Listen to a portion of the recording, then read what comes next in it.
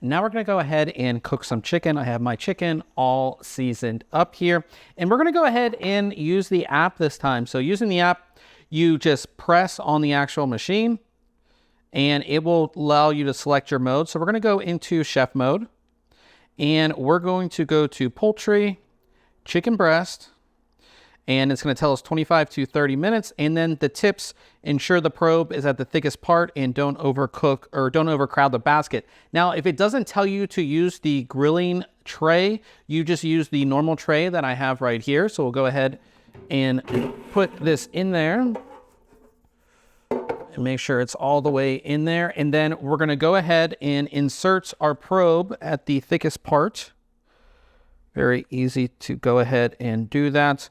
We'll go ahead and put our chicken breast in. Again, connect the probe to the front here.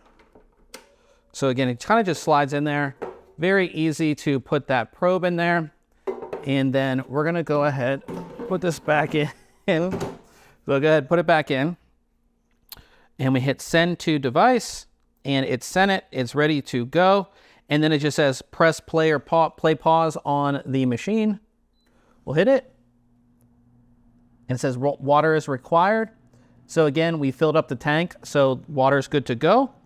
And it's gonna cook and it's gonna show us on our phone how much time's left, as well as, you know, of course, on the machine as well.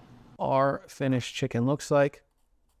Definitely has some good crust on it as well. And you can see we have a great perfect cook that's actually juicy as well. And as you know, with chicken, this would take forever to cook on something like a skillet. So I really like that.